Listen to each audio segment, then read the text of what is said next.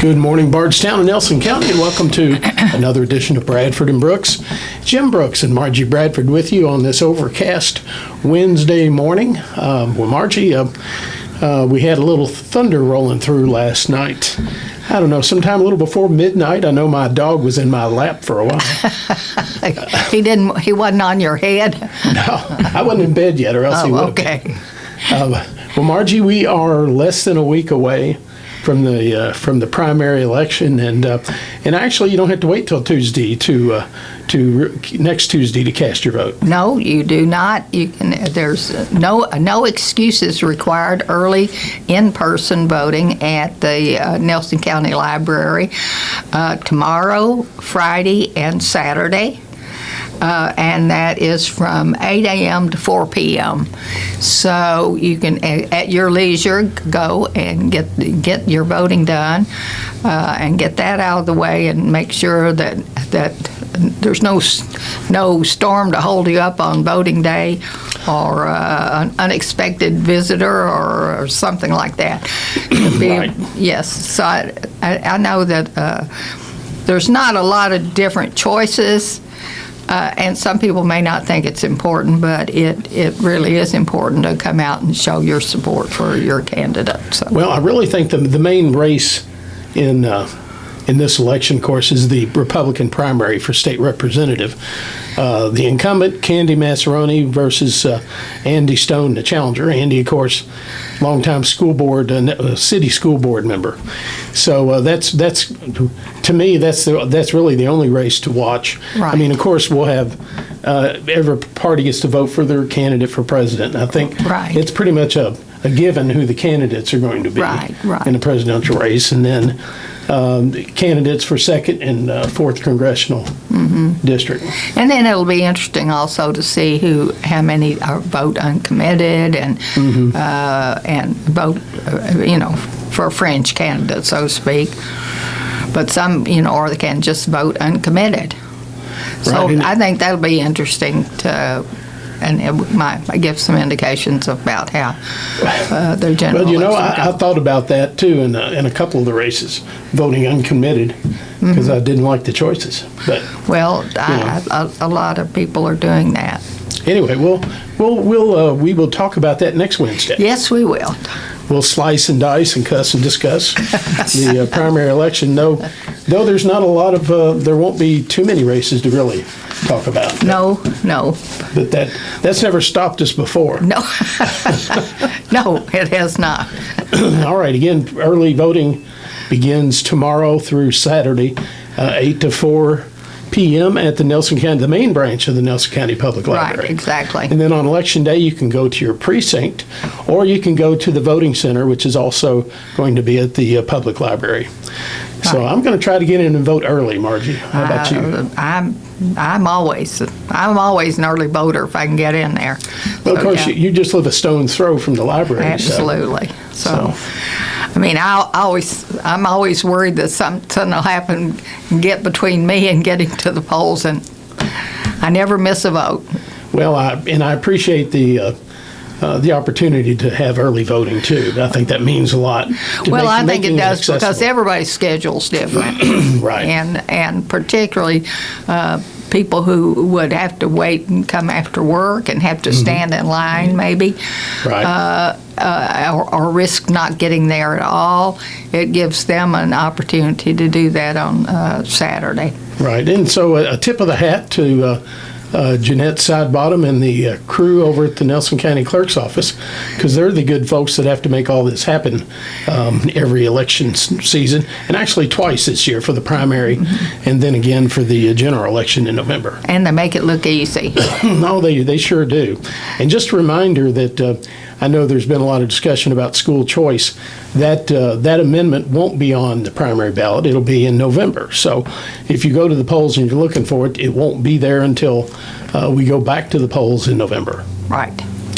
All right. Well, Margie, I'll let you introduce. We have a very special studio guest who's joined us and who was recently a speaker at the Nelson Fiscal Court meeting, and really opened a lot of eyes about the topic and of domestic violence. So, Margie, I'll let you make our introduction. All right. Well, we're privileged to have with us today Shonna Sheckles, and Shonna is Director of Outreach for Springhaven Domestic Violence Program.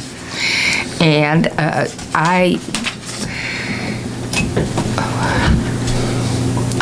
forgot what I was going to say. That doesn't happen all that often. No, I originally, what sparked my interest was our interview with our jailer. Mm-hmm. And he was talking, we were talking about the different programs. Right. And he told us that you headed up a domestic violence program there, and how helpful that was. And so hence the invitation for you to come and talk about that program. Thank you. And also about the other many duties you do in your job. Okay. Yeah. All right. Well, first of all, good morning, everyone. And again, I'm Shonna Sheckles, and I am the Director of Outreach Services for Springhaven Domestic Violence Program. Springhaven is the state-certified shelter program for the Central Kentucky area. We service the Lincoln Trail Ad District and Nelson, Washington, Marion, LaRue, Breck, Meade, Grayson, and there's one more that I can't even think of. But we provide domestic violence services for victims of domestic violence in this area. And so when Justin Hall was running for jailer, I had asked him, could we possibly start a domestic violence group for the females that are in the jail, because they don't have a lot of things that they can do. Mm-hmm. They're not trustees or anything like that. And, men and women can't be together at the jail. So they spend a lot of time in their cells with not anything to do. Time just keeps going and they don't have anything to do. Prior to Justin Bucksnellen, I'd spoke to him, and we had talked about it, but it really did not get off the ground. I went up a couple of times, and it just really did not get off the ground. But Justin assured me that if he became the jailer, then I could come with my domestic violence program to the jail. And so hats off to him, because he was true to his word. And shortly after he was brought into office, then the program began. So I go every other Wednesday to the jail, unless they have some things going on. And it's been some Wednesdays that I have not been able, to be there because they had other things going, or I might have had another commitment at that time. Mm-hmm. But I believe that if you are going to offer a support group for anyone, that it needs to be on a regular basis, so that people can become comfortable with the facilitator, so that the facilitator can be comfortable with them, to get to know them and know what their plight actually is, and what has happened, what type of trauma that has happened to them due to domestic violence. So it's open to all of the ladies that are currently incarcerated in the jail. They make the decision whether they want to come to the group or not. The group lasts for 60 minutes. It's 1 hour. Anything past 1 hour in counseling or education, you lose people's attention, because the brain can only absorb so much, and especially on trauma issues. And domestic violence is definitely a form of trauma. Well, Shonna, you shared with fiscal court kind of a bird's eye view of domestic violence in Kentucky and in the region. Give our listeners an idea that, this is one of the things that kind of, one of these issues that kind of simmers under the surface that doesn't always come up in casual conversation, and it's kind of often out of sight, out of mind, until somebody very close to home is a victim. Exactly. I mean, domestic violence is not a discussion that you have at your local diner. It's just not. Domestic violence has always appeared to be a family secret, and things that that you don't talk about outside the home to anyone. People often wonder, who are the actual victims of domestic violence? Well, I'm here to tell you that a domestic violence victim can look like you. It can look like me. Domestic violence does not discriminate.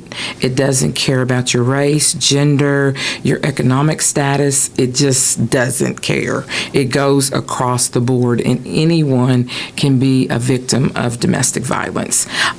Domestic violence is not only physical. A lot of times people think, well, if I'm not being hit or that individual is not being hit, then they're not in a domestic situation. So far from the truth. Domestic violence can be verbal, it can be mental, it can be physical, it could be sexual, and now they've added digital to the list because a lot of times victims are victimized over text, over Instagram, over Snapchat, just, using Facebook, if people are still using Facebook, putting, inappropriate pictures out of people, trying to dehumanize them, for lack of a better word, into coming back into the fold with the perpetrator.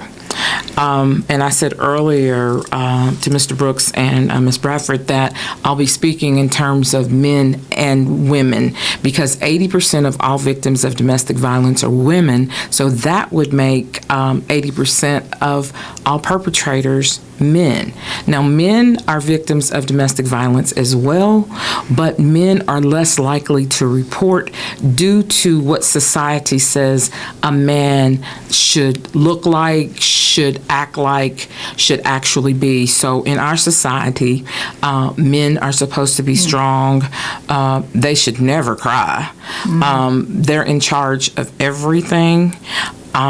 So if we have a male victim that his perpetrator happens to be a woman, a lot of people ostracize them because maybe he is 6'3" and maybe she is 5'3", and he comes into a facility to try to get help and he has a black eye and he tells, his story, and then sometimes he's met with comments like, "Man, I can't believe you let a girl hit you. She gave you a black eye. I mean, what did you do? Bend down and let her hit you?" And those things hurt people. Words hurt people. Our tongues are our worst enemies, for real. So when you're a victim of domestic violence and you're a male, you don't want to hear that. And so they sort of shy away from any type of help because one person has said it. Maybe they think that everybody else feels that way, and they'll just go on back into their situation. Recently, I was reading an article that was talking about the harm done to children. Yes. Not physically, but mentally, with hearing and seeing these acts of violence, and even babies who hear all this arguments, and that it really affects them, that they are victims also. Children are victims of domestic violence as well, because if you grow up in a home where domestic violence is prevalent, two things are going to happen. Either for the young boys, they're either going to be perpetrators of domestic violence, or they're going to get as far away from that situation as they possibly can. Young ladies, on the other hand, they often mirror the male in their home, whether it's positive behavior or negative behavior in their choice for a mate. And we had this big surge a few years ago about kids in school, especially elementary school kids, being bullies, boys being bullies. And they, were trying to figure out what's going on. Well, at least 37.5% of all little boys that participate in bullying at school come from homes where domestic violence is prevalent. And it makes sense, because if you are in a home and your male figure is cursing and fighting and taking things and just being mean, and he gets what he wants in the end from his victim, why not go to your local playground and take all the swings and dare anybody to touch him? Because you're looking for that same result, because we're products of our environment. Modeling the behavior that's observed. Exactly.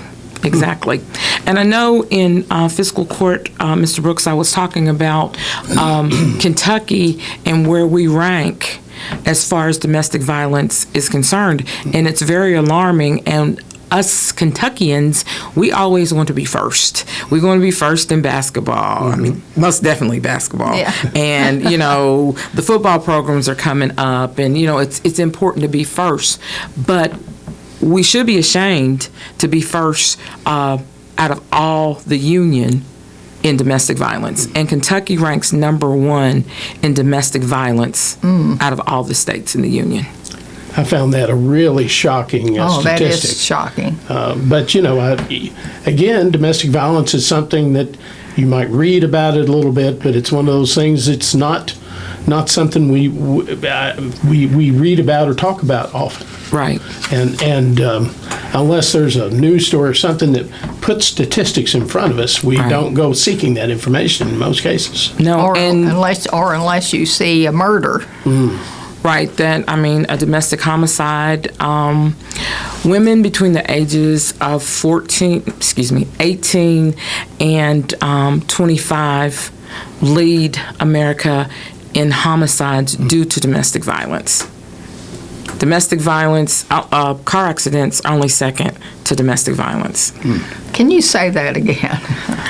Which part? The whole part? The women. 18 to 25-year-old women lead in domestic homicides. Okay. And domestic homicides are they're first, and then car accidents are second. Yes, I guess. Death by accident. So a woman 18 to 25 is a lot more likely to be abused than she is to be more likely to be a homicide victim due to domestic violence. Right. Okay. Yes. That's scary. Yes, it is. My wife often says that pregnant women are often at a higher risk of being abused too, and that's just her observation. But I think, and you said that people that leave domestic violence situations have stayed in that situation for an extended length of time, and I guess it's will often return. Is that right? Yes. Victims normally stay in their situation and attempt to leave between 7 and 12 times. The 12th times, then that's statistically, that is not everyone. Right. Some people, they have an incident and they're out. They're not going to put up with that behavior, and they leave and they do not return. Other people, just like with anything else in life, sometimes certain things take longer for individuals to wrap their brain around before they're able and willing to do something about it. But victims of domestic violence, oftentimes people say, well, why don't you just leave? Well, why don't you just stay? And we can always say what we will do. Well, I wouldn't take that, and I'd be out of there in a minute. But until we're in that situation, you don't know exactly what you're going to do. And they're more in danger in that situation when they attempt to leave many times. The final time is the most dangerous time, because the perpetrator has actually really figured out that, there's no more chances. This is really it. And they try to prevent the victim from leaving, and that's when, a majority of the victims, they lose their lives on that final time that they're trying to get out. And with people that I meet with, that I do education with, I tell them, you don't have to stay in that situation, and I will support you in the choices that you make. But if you decide that you're going to leave, Don't leave while he's laying on the couch or she's laying on the couch or cooking breakfast and packing up all these bags and taking all the important papers and stuff. That puts you in danger. Mm-hmm. You have to think it through. Start putting things away. See if you cannot leave a bag, if you have to have a bag, at a friend's house. And stuff is not important. Our society is so wrapped around stuff. Mm. We love cars. We love houses. We love couches. We love clothing. You can get all those things again. You cannot get another you. Mm-hmm. So you can leave those things behind. And so many people are like, well, I worked hard for that. I understand that. Mm-hmm. But life is a one-shot deal. So what's most important here? Mm-hmm. Is that, pretty flowered couch more important than your life? No, it's not. Right. Because they just didn't make that one when they manufactured it. Right. Or the safety of your children if you've got children. Exactly. And, for kids, they love both their parents. Sure. They love both their parents, and sometimes they see what goes on, but they try to put that in the back of their mind and just hope that, it's not going to happen again. But getting back to why people don't leave. A lot of times it's financial. Mm. The victim has not been allowed to work by the perpetrator. There might be transportation issues. There could be the issue of the perpetrator seeing that the tide is changing and the victim is getting tired and has vocalized that they want to leave, and they say things like, well, if you try to leave, I'll kill myself. If you try to leave, I'm going to kill your family. If you try to leave, I am going to kill the kids. I'm going to kill you, and then I'm going to kill myself. So if people tell you that constantly, you become a believer. You become a believer. So many times victims are truly afraid to get out of the situation. And it goes back to that 7 to 12 times, because normally when people do leave, they go to a family member, they go to a friend, and these people are reaching out trying to help them. And once you tell your family or your friend about the treatment that you have been receiving from your spouse or your paramour, they become angry at that person for you. And then you decide as the victim that you're going to go back to this individual. Well, that leaves your friends and family dealing with their emotions about this individual that has victimized you, and they're not happy. So eventually they quit trying to help, even though this person is leaving all these many times. Some people tell them, well, don't come here with that because, you went back X amount of times, and I just, I can't have that. I can't handle that. We don't want to lose you, but, you keep going back into that situation. So then that puffs up the perpetrator and lends them to saying things like that, like your family doesn't care anything about you, your friends don't care anything about you, you're lucky that I care anything about you, I'm the only person that will allow you to stay here. So it's just a vicious cycle. It really and truly is. Well, talk to us a bit about, I know we were talking earlier about the facility that is in E-Town that is for all of the victims in the ad district. Yes. Spring Haven, we actually have a brick and mortar facility. It's a home. It's not a facility. It's not a shelter.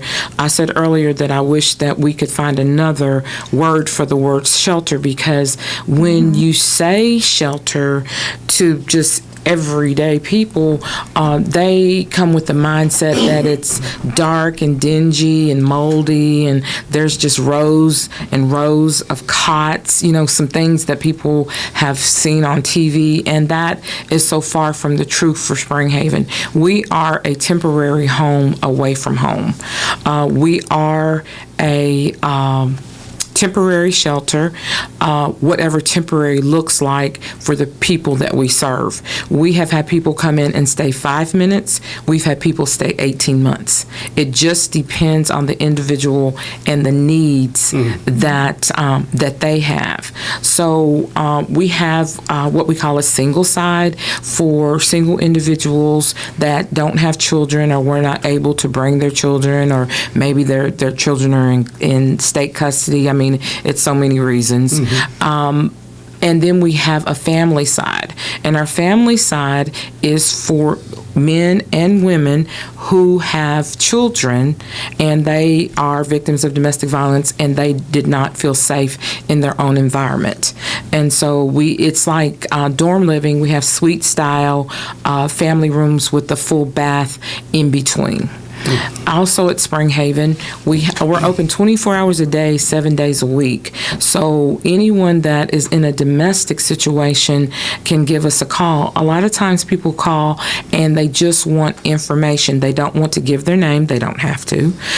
They just want information. And I've been with Spring Haven for 23 years, so when I'm in the direct service office and answering the phone, I can pretty much tell that you just didn't find our number by happenstance, that either you or someone very close to you is in a domestic situation and you're trying to figure things out, and that is fine because we are there for that. And then if someone feels unsafe in their space due to domestic violence, then we have a phone assessment process for actually getting into the shelter. So we're all trained and qualified, to ask those questions and try to help someone. Not everyone that's in a domestic situation wants to leave at that time. Not everyone that's in a domestic situation really is in need of shelter.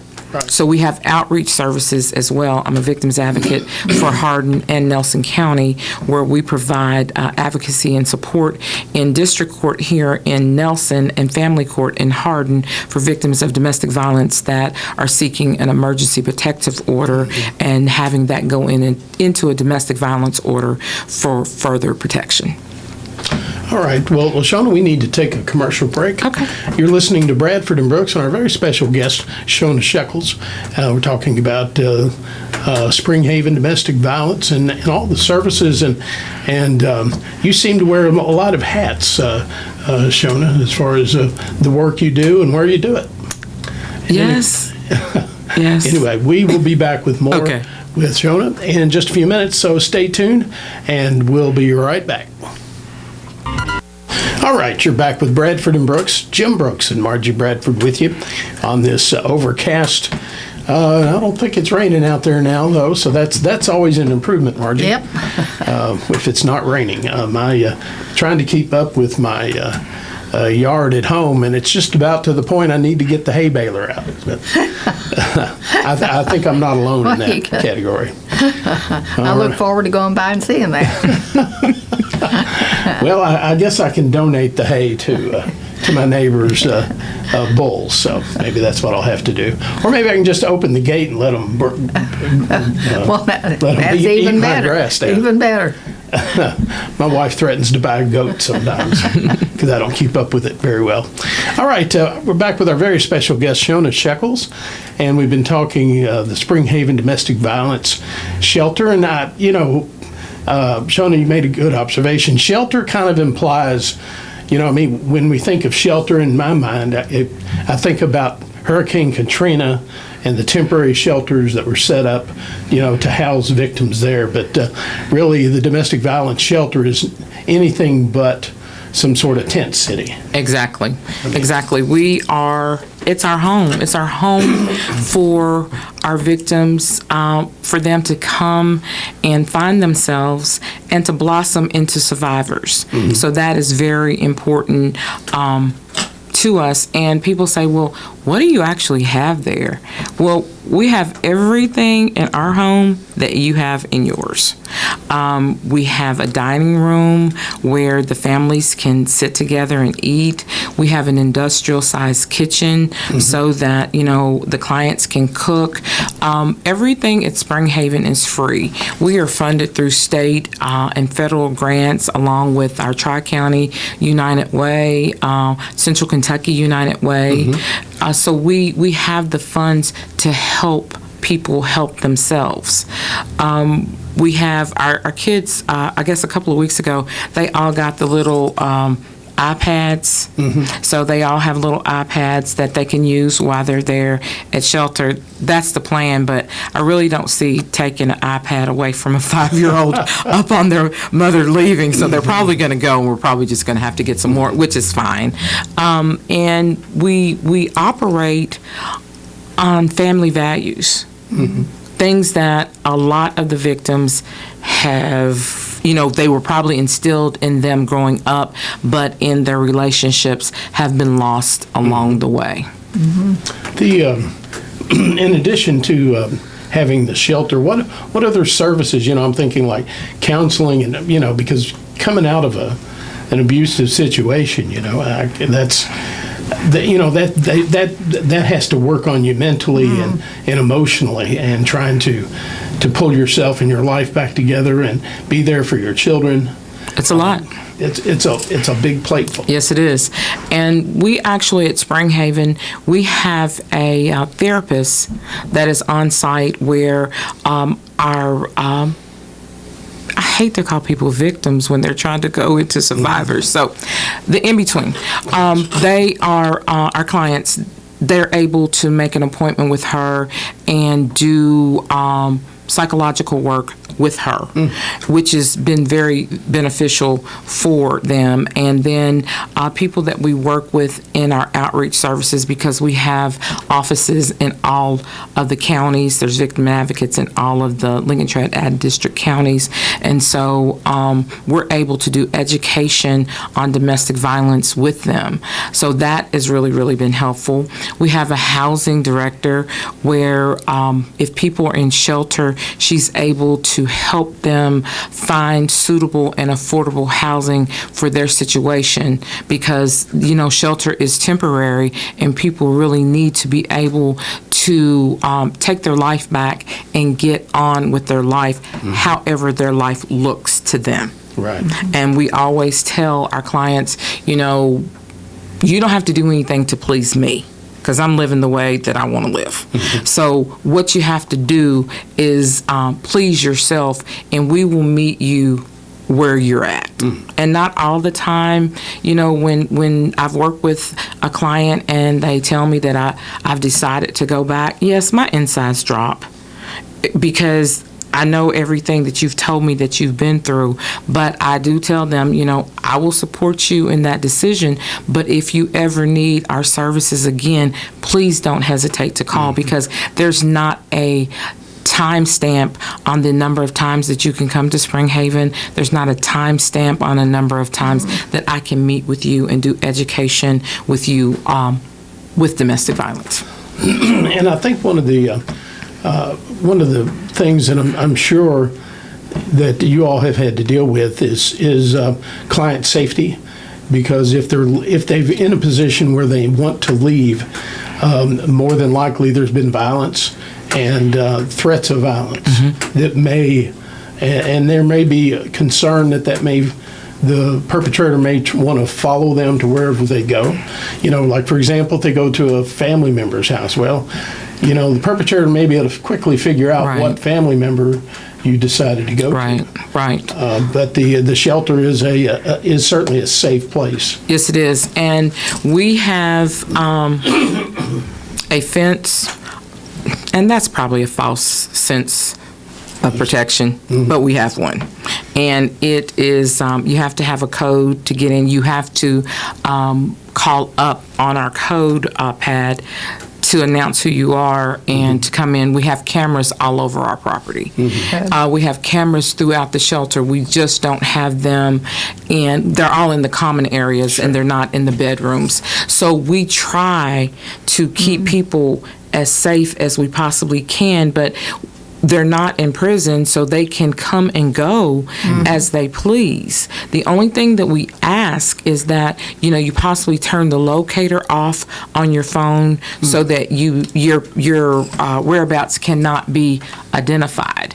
We're close to the Elizabethtown Police Department, so it takes them really less than a minute and a half at best to get to us. So if there's something suspicious going on, we can immediately call the police, and they come.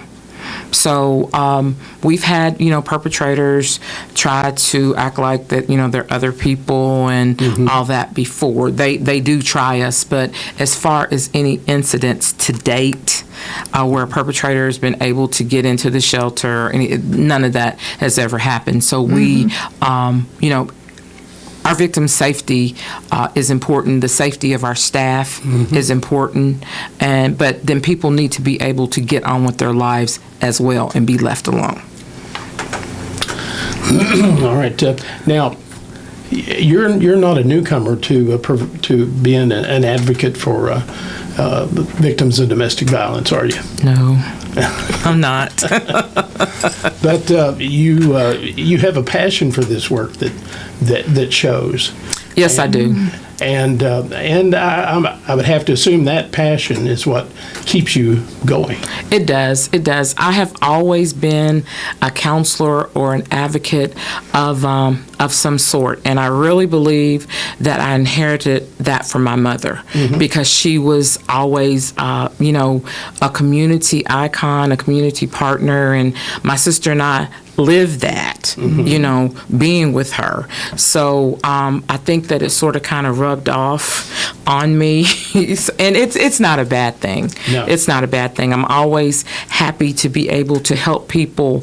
But with victims of domestic violence, what drives me and what has kept me in this position and with Springhaven for 23 years is being that temporary voice for a person that has lost their voice. I'm able to stand up with them and, if need be, for them, because I can be assertive at times. Believe that. Yeah. And so I just feel like that I need to help that person that is just not quite there to be able to help themselves due to the trauma that has been inflicted upon them due to domestic violence.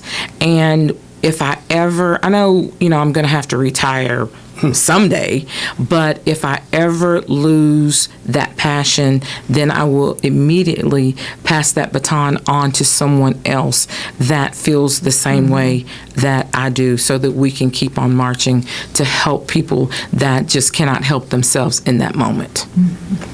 All right. Now, I assume that you probably interface with the area police agencies.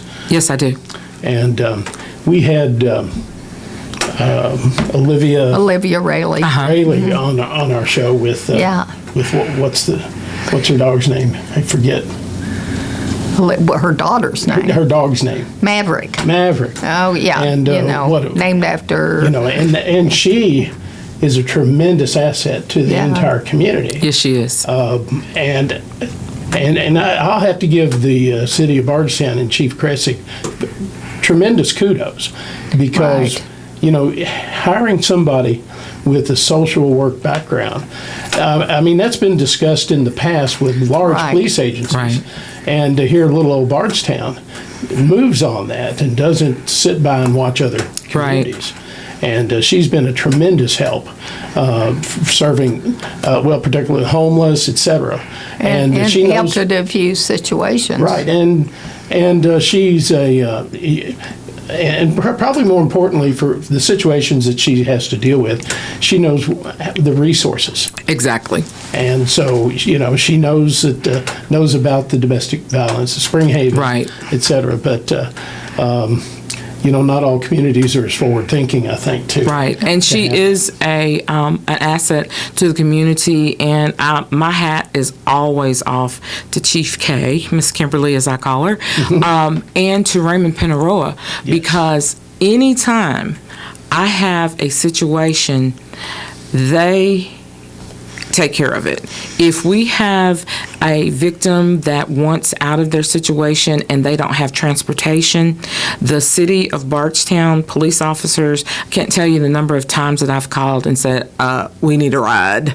And they are right there to take that person, their stuff. They make them feel comfortable on the Great. ride. That's wonderful. If we cannot get them there because, there's other things going on, the sheriff's department has taken them to the Hardin County line. The Hardin County Sheriff's Department has picked them up and taken them on to shelter. So I cannot say anything but great things about our police agencies here in Nelson County. Not everybody in some of these other rural counties are as fortunate because they are very, very compassionate about victimization and victims of domestic violence as a whole. They allow me to come in and do training with their officers. A lot of times police agencies don't do that. They want to do that, that 8-hour video and let that be it. But our agencies are more on a personal level.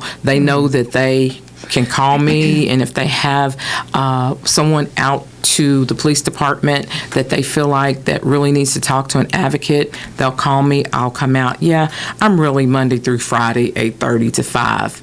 But domestic violence normally happens in the evening, and so if they need me, they know that they can call me and that I will come. So I love working with them. If you could leave a message with our audience, someone in the audience who is suffering from domestic violence, what would it be? Okay, I got one more thing to say, and I'll say that too. Judge Kelly is excellent with EPO DVO court.